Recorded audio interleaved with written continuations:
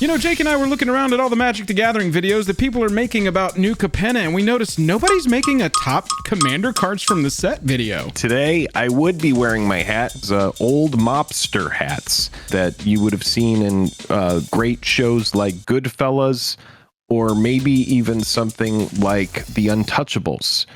Either way, it doesn't fit on my head anymore. What we're going to do today is we're going to talk about the top commander cards from New Capenna. We've got a lot of cards to go through, and the video starts beyond Chihuahua. I thought you were wearing a hat.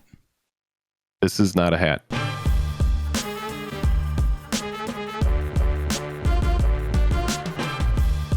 Highest level of gratitude to our patrons who power the channel through Patreon. Check out the Patreon link in the description to learn about monthly giveaways, VIP Discord access, and even our official playmat. For a limited time, join the Patreon at any level and receive a free Jake or Joel Neon Dynasty sticker while supplies last. Hello and welcome to the day. Thank you for spending your time with us. I'm Jake. I'm Joel. Welcome back to another episode of Jake and Joel Are Magic. Jake may be talking like he's a 70s sexy lounge singer, and he's dressed like one too, but today, we're talking about Streets of New Capenna. But before we get into it, the YouTube stuff, like, subscribe if you like the video by the end of it, and big shout out to our sponsor, Dragon Shield, sponsor of our entire channel. If you want to shop Dragon Shield products, link in the description below, directly helps the channel. If you do want to subscribe, like Joel said, that's a great way to help power this limousine, this fancy limousine that we have going on. Yeah. That limousine joke because of Capenna. We have got a lot of cards to talk about. Let's jump into this list.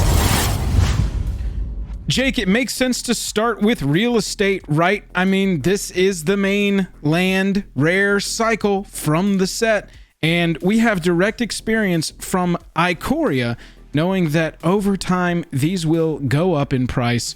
Grab them while they're at their low, maybe 3 weeks after this set comes out. You can tutor them up using fetch lands and other similar effects that target, in this case, island, swamp, or mountain. You can also cycle it away if you don't need it. I like personally getting it EOT off a fetch land and having it untap at my turn. It's like perfect card. Yeah, Ikoria taught us that these are great. We're using this one as a placeholder for the 5 that are going to appear in the set. That's pretty much all we have to say. These are really good. They also cycle away late if you don't need them. They're just so freaking good. We love them. We're going to go in Wooburg order, end with our gold cards here. Jake, starting with Giada, Font of Hope, a white and 1 for a 2/2 flying vigilant angel, legendary. This can be your commander. Each other angel you control enters the battlefield with an additional +1/+1 counter on it for each angel you already control, which Giada does count itself. And then tap, add a plains, spend this mana only to cast an angel spell. Jake, this one's on the list because it really intrigues me to build. Obviously, it's pretty narrow. This is Angel Tribal, but the fact that Angel Tribal mono white angels could be a deck that starts very consistently with a card that is not only an anthem, a permanent counter style anthemish effect for all of your other creatures in your tribe, but it's also a mana dork. Yes, all angels compound. I was just going to say it's a mana dork. I mean, it's right on theme.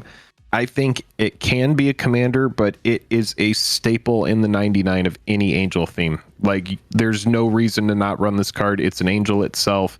It's a 2/2 flying vigilance for 2, which is, oh my God, back in the day, that would have been, I don't know, overpowered. But no, this is a very strong card. This card, if it were printed, you know, like back during like Tempest or Exodus, it would be like a 0/1 with all these abilities, right? Yeah, but for sure.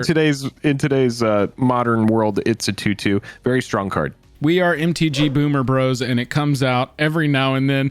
Jake, Halo Fountain is a cool white artifact. Yeah. This is a card that says win the game on it, so let's go ahead and go through it. 1 white, 2 other for an artifact. For 1 and tap, you can untap a tap creature you control, create a 1/1 green and white citizen creature token. Pretty sweet. Token generator. And then for 2 and tap, 2 white and tap, untap 2 tapped creatures you control to draw a card. So velocity and white. This is nice. And then that big ability, 5 white and tap, untap 15 tapped creatures you control, you win the game.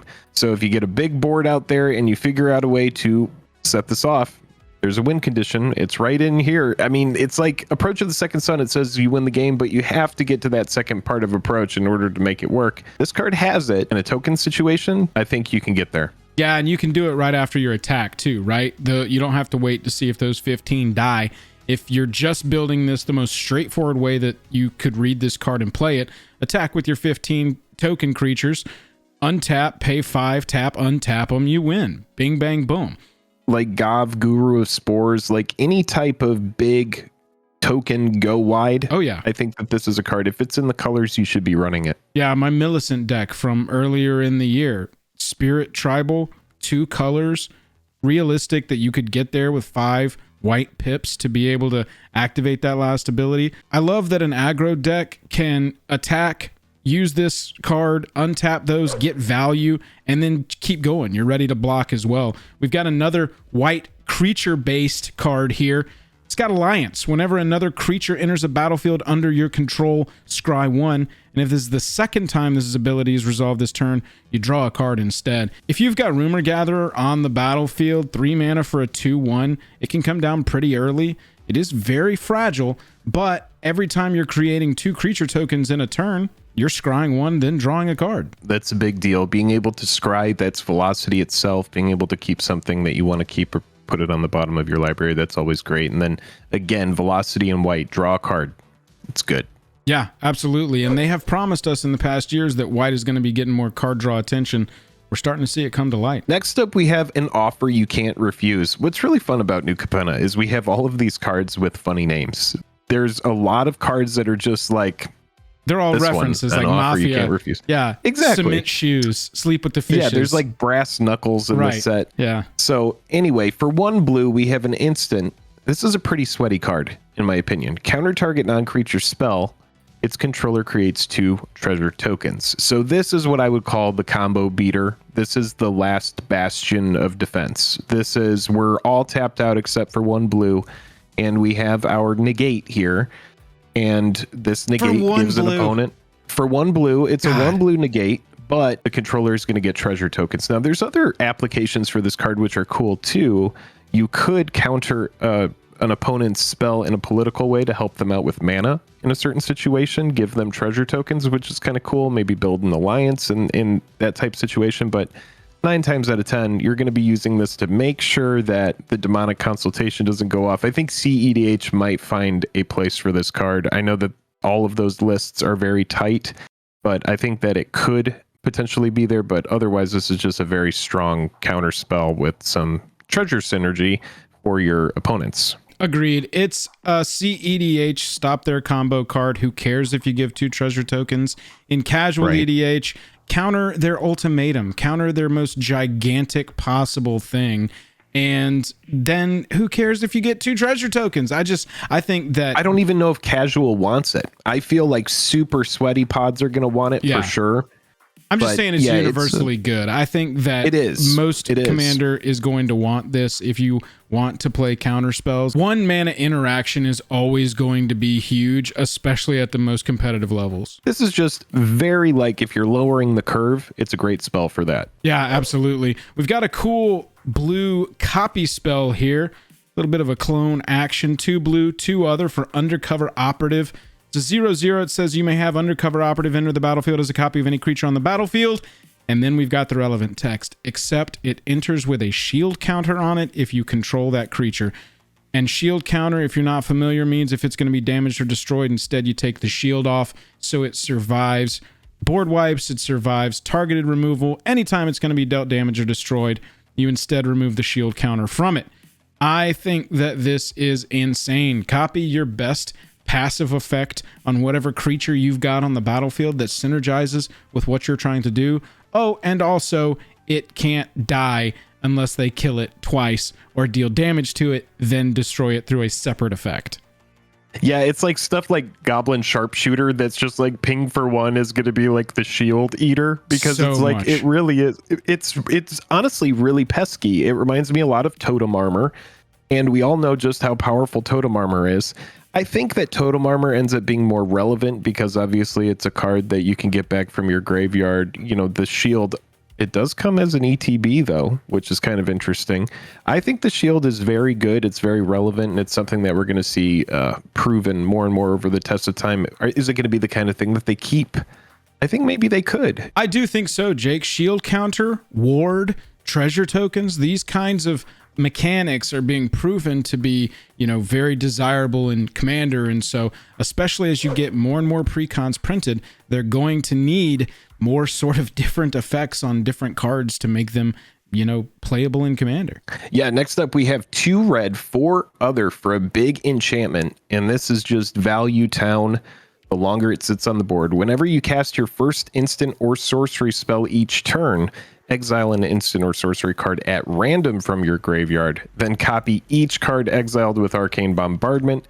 You may cast any number of the copies without paying their mana costs. So this is the kind of card that's just like, it gets wackier and wackier the longer it's out on the board. You are going to be flashing, or not flashing back, but just casting random stuff from your graveyard. It might be draw spells, it might be kill spells. It's all going to be random, but I think this card is big, splashy, and fun. That's why it's on the list. Yeah, it's the big mythic red enchantment, right? Every other set, it feels like, has one of these insane huge red enchantments that you need to power it out somehow. But if this is in a deck where you're taking extra turns, especially, it's insanity because it stacks on itself is the crazy part. So you exile that instant or sorcery at random for sure, but then you get to copy every card exiled with it again, not just the one you did that turn. Is it's a May, right? And it's a May. You don't have to, if it's too wacky or too zany, you don't have to cast those. Board if you're wipe, like, you that's going to be... Don't need to do another blasphemous act this turn. We'll put that one aside. It's a really fun, really big splashy enchantment. I've got a load and of it's the in ground. the treasure colors. Oh, right. Exactly. Yep. 100%. Devilish Valet is our 1 red, 2 other, 1/3 Devil Warrior with trample and haste. But it says whenever another creature enters the battlefield under your control, double its power until end of turn. So, first creature, it's a 2 power. Second, it's a 4. Then it's an 8. Then it's a 16. Then it's a 32. And once you've got 5 creatures coming into the battlefield at the same time on that same turn, you've got a 32/3 trample haster, and it's got haste. So you don't even have to leave it out there to be aced until you're ready to use the thing. Set up your little turn, create your, I'm going to create at least 5 creature tokens this turn. Play Devilish Valet, create your 5, swing with an enormous, probably opponent eliminating Devil Warrior, right? Or God forbid it doesn't have a sword or any equipment in the universe on it, because it's over after that, dude. Well, and it's you can also, it's in the right colors to fling this, and there's a million ways to fling a creature nowadays. That means sacrifice a creature if you're not familiar, and it normally deals damage equal to that creature's power to any target or to a player or something like that. And so you could turn this into just a giant and then throw it at an opponent and do a ton of damage. I just think this one's got a lot of potential in the right decks. And I know we always say this, but just a red-green beat deck with Avengers Zendikar and Fervor. Oh my God. It's just Avengers Zendikar is that's best case Fervor, scenario. Right. But yeah, exactly. Anything like that's just going to bring a whole team with it, or just put it in Krenko, dude. Krenko makes so many goblins. That's just this is your alternative win con. It's not a goblin. It's a Devil Warrior, but it's hanging out with the goblins and it's here to pack a punch. Oh, yeah. That dude definitely hangs out with goblins. And I'm thinking that maybe Professional Facebreaker does as well. Yeah, so 1 red, 2 other for a 2/3 Menace, human warrior here. Whenever 1 or more creatures you control deal combat damage to a player, create a treasure token. Sacrifice a treasure, exile the top card of your library. You may play that card this turn, and that is a colon. You don't even have to tap this card in order to do that. That's pretty nuts. Now, that is on 1 or more creatures you control, so that is going to be 1 treasure token per turn, unless there's some other effect that allows you to get more.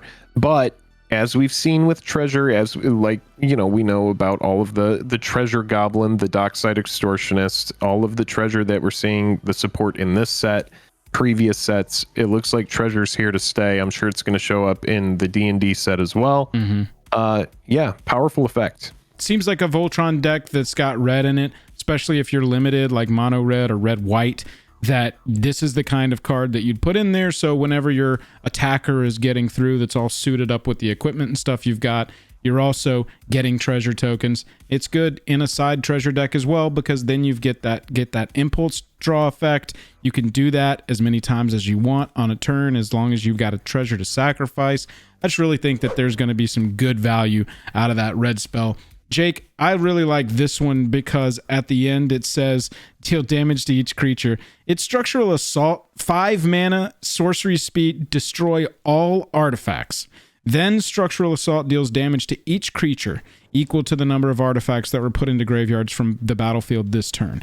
This is a huge casual board wipe in a red deck because treasure tokens, all the mana rocks, all the equipment, everything is going to add up to, 4 or 5 damage like minimum to all creatures on the battlefield in most commander pods of 4. And it's just value up from there. Plus, you're going to force everybody to sack their treasure tokens right then and there, and they're not going to get full value out of them. Plus, Structural Assault's still going to deal damage if the treasure tokens got destroyed because it's that were put into graveyards from the battlefield this turn, not that were destroyed this way. I just overall, as a big red player, I'm a huge fan of red. Everyone knows this. I think that this is the kind of card I'm drawn to when I see it because artifacts are getting out of control, y'all. Absolutely. If there's treasure out there, all the mana rocks, this costs as much for what it's worth as an overloaded Vandal Blast, which also costs 5, which is going to destroy all artifacts you don't control. Right. So this is going to destroy artifacts you control. I think this card is suited best for a red-green beats, something that relies on ramp, that goes big, and doesn't really rely on mana rocks or even equipment to suit up the creatures because the creatures are just big and raw and able to just get through either way.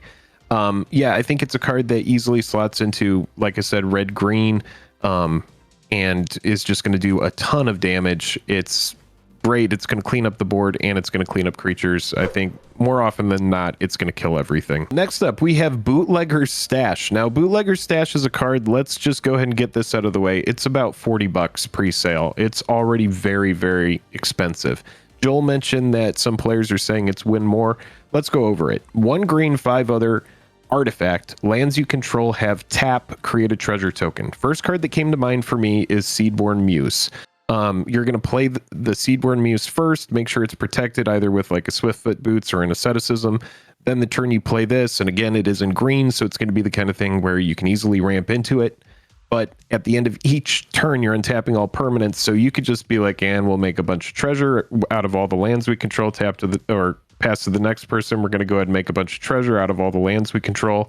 I think that this card is going to crap out Eldrazi's. I think that it's absolutely a huge card, but the price point already reflects its power level. Yeah, it's the hype card, right? This is the hype mythic in the set, one of them for Commander. I think that the line is pretty split. You got people who are just like, this is insane. Ramp deck ramps into this, and then suddenly they're ramping even more. And then the other side of the line, people look at that and say, well, you've already ramped. Why don't you play a big game ender threat and not just, what are you just doing? Ramping more? What do you do with the deck? Just ramp, ramp, ramp. And, in the right deck, that could be okay. There's a blue, black, green Hydra deck that this is the kind of thing that it absolutely would want because it's a lot of X spells and Zaxara. X spells, you have a ton of ability here to tap your lands, basically store that mana for later so that you can just crack it and use it at will. But that could really build up to some enormous X spells. And so that's where I think a card like this is going to shine. That $40 pre-order price, that's not a price that I would really be interested in picking this up at. But if I was opening packs of this early in the life cycle, this is probably a card that I would relist immediately and try and sell. But, we could be replaying this clip in 6 months and I'm going wow, should have bought Bootlegger's Stash at $40. Yeah. I mean, the thing is we've seen the big splashy artifact, like the Great Henge. This doesn't do nearly as much as Great Henge, for example, but there was a way to mitigate the costs on Great Henge to get it out early. We do see big splashy effects like this generally do well because they have a lot of casual appeal, and there are going to be some players in more competitive settings that are going to try to figure out a way to make this card work. You were talking about blue, green, black decks, Joel, and I think in a situation like that, you run this alongside a casual Revel in Riches just because you're going to be creating so many tokens. Yeah. Why not just run a win the game card? Revel also generates tokens when stuff dies, so it does it by itself, but this is going to get you there super quick. I think the card, especially with all of the treasure synergy that we see these days, definitely has legs. Yeah, absolutely. Maybe just watch that price and see if it's something you really want to pick up. Jake, fight rigging is one of a cycle of these hideaway enchantments in Streets of New Capenna, and we kind of like this one for Commander. A green and 2, it's got hideaway 5, so when you have it enter the battlefield, you look at the top 5 cards of the library, exile 1 face down, then put the rest on the bottom in a random order. I say have this enchantment enter the battlefield because you could blink this and let that hideaway trigger again once you have used it the one time. But the card says at the beginning of combat on your turn, put a +1/+1 counter on target creature you control. Then if you control a creature with power 7 or greater, you may play the exiled card without paying its mana cost. So then if you could blink this card, you could get another card hidden away, and then you're doing it again. But yeah, I mean, free spells, that's always going to be a good thing. This one in a deck with green, probably not that difficult to pull off. Not a ton of commanders with power 7 or greater, but there are a ton of commanders that are like 4 or 5. And so out of your command zone, you're already able to, just suit that card up with a couple of counters. And that's the simplest way. That's like the entry level version of how to do this. Mostly you play this in a deck that wants a ton of +1/+1 counters, and it's going to be very simple to get a creature with a card like the Ozolith up to power 7 or greater. Suddenly you're able to cast a free spell. Yeah, for sure. And it's also worth noting that even after you've cast the spell with Hideaway, even if you can't blink this, you're still getting a 1/1 counter on a creature every time you go to combat. Not a super big effect, but it's kind of cool. Yeah, I think it's really easy in green to get something to 7 power to the point where you're able to cast something big. So whether you are exiling an Eldrazi or a big, modal sorcery or something like that, I think this card is, especially at 3 mana value, something that you should consider. Yeah, that is a good point, though. You do want to have stuff built into the deck that is taking advantage of being played for free. If you're just casting like a 4 or 5 or a 6 CMC spell off of this, that's probably not what you're really looking for. You want to put this into something where you've got some of those 8s, 9s, 10s. Big creature deck. That's what this card is for. This is for, are you playing big stuff? Is your stuff generally big? Then this card is for you because you're going to get to cast something and you're going to get a little counter synergy. I don't think it really goes in everything. It's pretty niche. Yeah, absolutely. But I think it's fun regardless. Titan of Industry is a fun one, I'll tell you. So this one, 3 green, 4 other for a big elemental. Elementals in Commander are relevant, just saying. But we have versatility here. This is big, generic, green, reach, trampler. When it enters the battlefield, choose 2. Destroy target artifact or enchantment. Good coverage. Yes. Target player gains 5 life. No. Create a 4/4 green rhino warrior creature token. Maybe. Put a shield counter on a creature you control. Yes.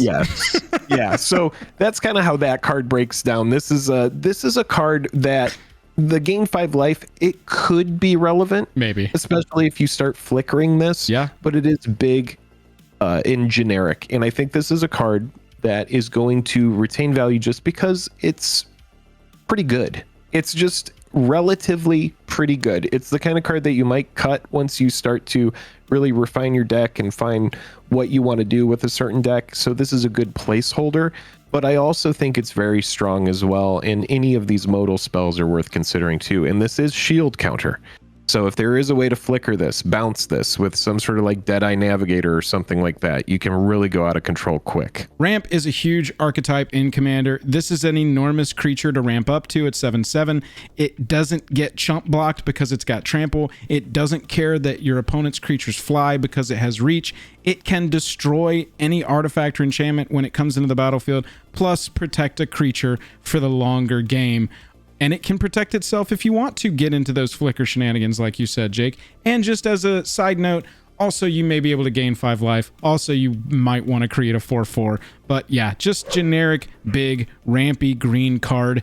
And Vivian of the Hunt might be able to go and hunt for it. It's a 6-mana planeswalker, Jake. It's wild to have a planeswalker on the list. That's all I want to say. I know that's you're what I was going to say. Card, no, I completely agree with you. We are including a planeswalker in a commander list, everybody, because we love... because Birthing Pod. Dude, go ahead and tell us about the card. Yeah. The first ability, +2. You may sacrifice a creature. If you do, search your library for a creature card with mana value equal to 1 plus the sacrificed creature's mana value. Put it on the battlefield, then shuffle. Your entire toolbox of a deck. I don't care what the rest of this card says. I don't care. Your entire toolbox of a deck is at your fingertips with Vivian on the Hunt. Yes, you can then mill 5 cards and put any number of creature cards milled this way into your hand. Velocity, play this in a creature deck. Hint, hint. -1. Yeah. -1. Protect your now 3 loyalty walker with a 4/4. That's nothing to shake a stick at. 6 mana is a little bit steep. It's obviously not as powerful as, say, your Liliana Dreadhorde Generals, but a better deck builder than me may look at me and go, yes, it is, my friend. Birthing pod to take this up to 6? Yeah, I think that Vivian on the Hunt has got some significant possibility in Commander. I really think so, man. I mean, we always talk about the things that we love on a Planeswalker, and it's a Planeswalker that can protect itself. That's like no loyalty lost for a 4/4. We're not even talking about any type of doubling season effects or like anything that's going to double a token. But that mill 5, dude, I just think that that is so strong.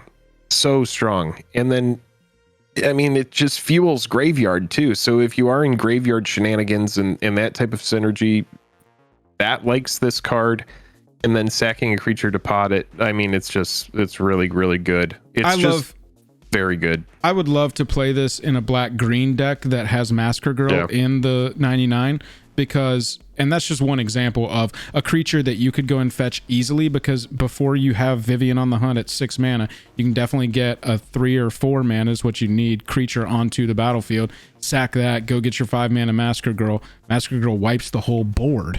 And then you've just got your Planeswalker and a Massacre Girl, you're ready to go, plus probably a graveyard full of shenanigans like Jake's talking about, to then start recurring stuff. So you run this alongside Pod, have multiple creatures at 3s and 4s, obviously, and then have at least like 2 at 5, 6, and 7s, and then you can run singles of 8s and 9s all the way up, because if you have 2 different Pod type effects in your deck, I mean, you can kind of reliably go with that strategy. I think this card is very strong, even though it's 6 mana. Yeah, I think it's got a lot of possibility. Yeah, next up we have Broker's Charm, and this is 1 blue, 1 white, and 1 green for an instant.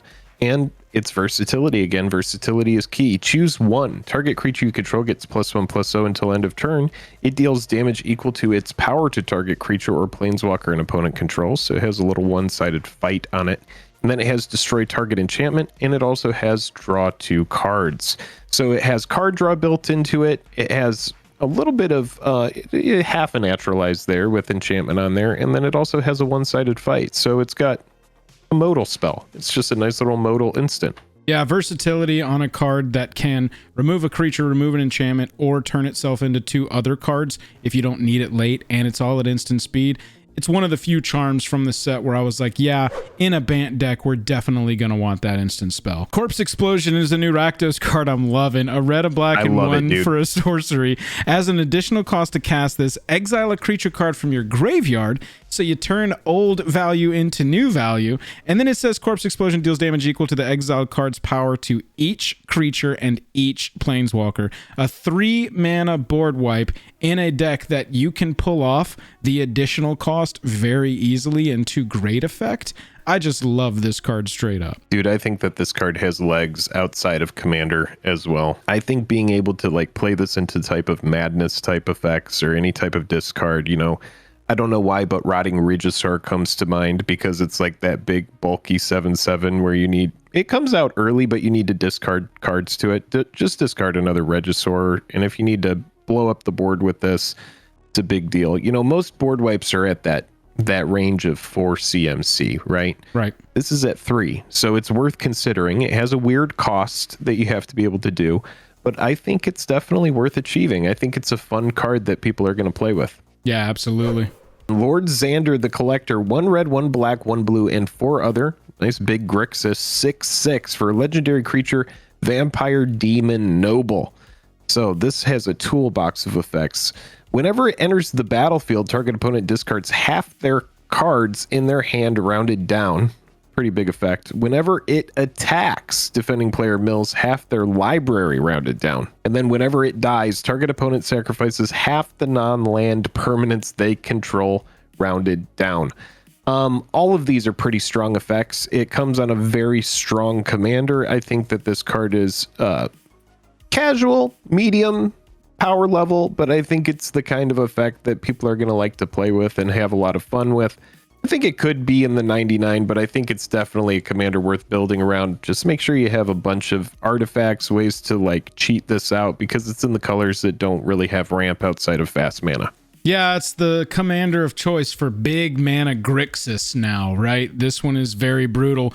I just like any card where if you can attack with it, target the player that probably has the most creatures in their library, and then cast Rise of the Dark Realms in the second main, and suddenly you've got a pretty hard chokehold on the game. Yeah, it cost you, I think, let me do the calculations real quick, 1,000,000 mana to pull off, but Sure. It still is very strong and crazy and splashy, which I think is what that's the kind of deck Lord Xander's going to give himself. And you can give him haste. Right, I mean, exactly. He's in the right colors. Haste. In the same colors, we've got Maestros Ascendancy, also playing with the graveyard. Once during each of your turns, you can cast an instant or sorcery from your graveyard by sacrificing a creature. Hint, make it a token creature. In addition to paying its other costs, if a spell cast this way would be put into your graveyard, exile it instead.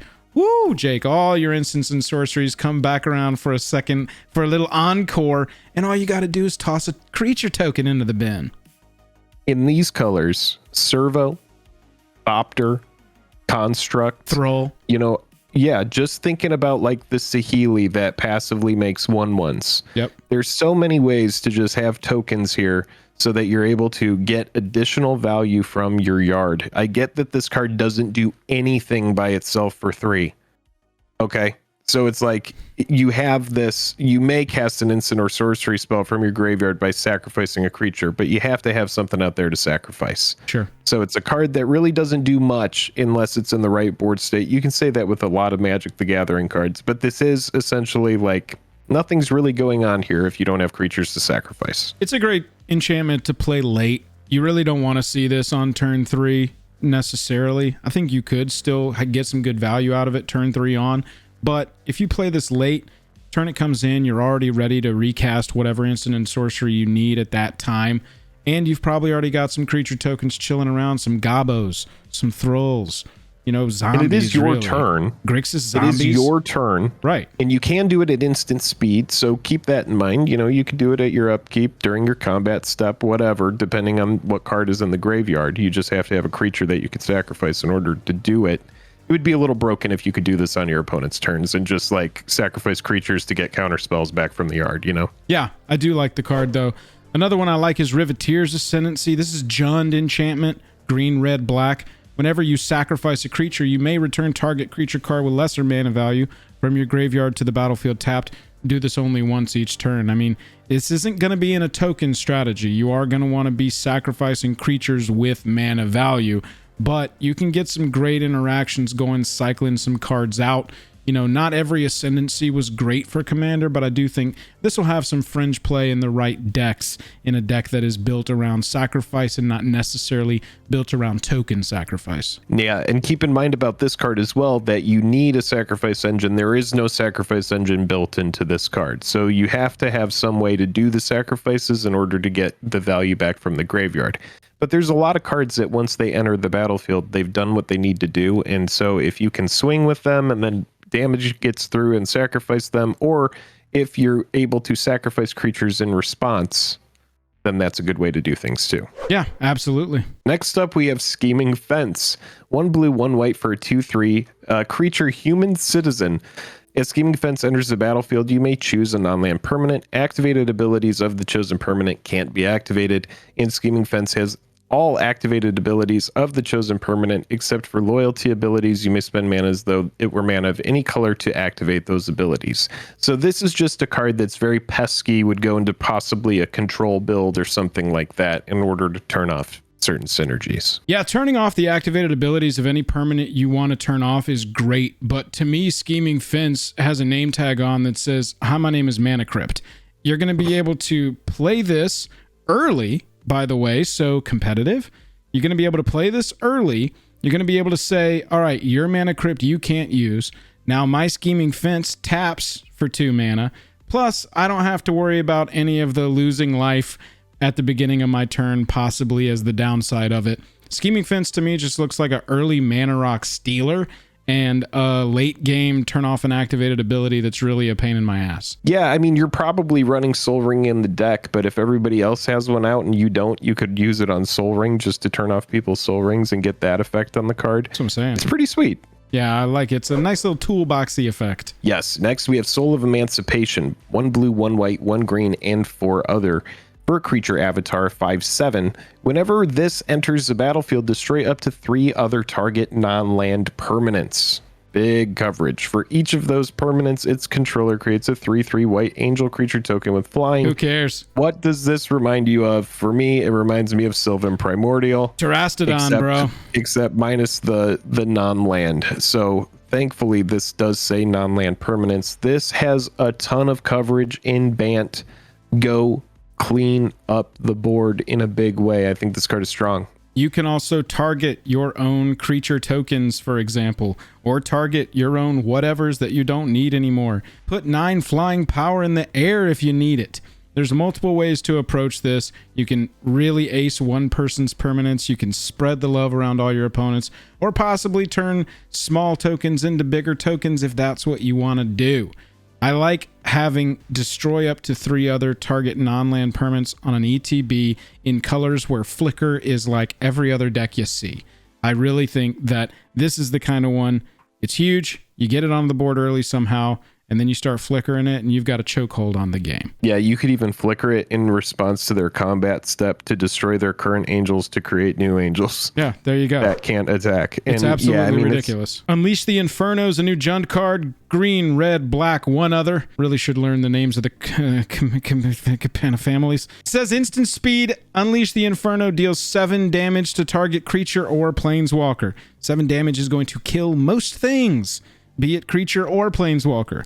Also says when it deals excess damage this way, destroy target artifact or enchantment an opponent controls with mana value less than or equal to that amount of excess damage. Jake, there are so many 1, 2, and 3 mana enchantments and artifacts running around that are just absolutely brutal and must answer kind of cards. 7 damage is more than enough to kill most commanders. You're looking at like 4 to 5 to 6, I would say, as your top end of most big toughness commanders. This is going to ace their Soul Ring if you kill their 6/6.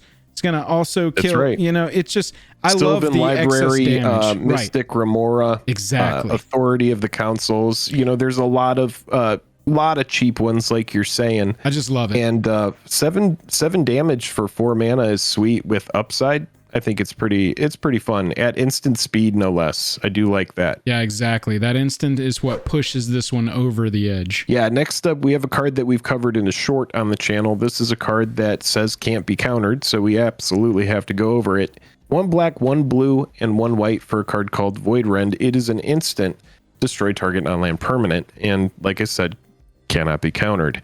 Obviously, exile type effects like Path to Exile, Swords to Plowshares, these type of effects are going to be stronger than this card. You know, there's a lot of people that still think that, you know, like Anguished Unmaking is probably a better card. It's less color restrictive.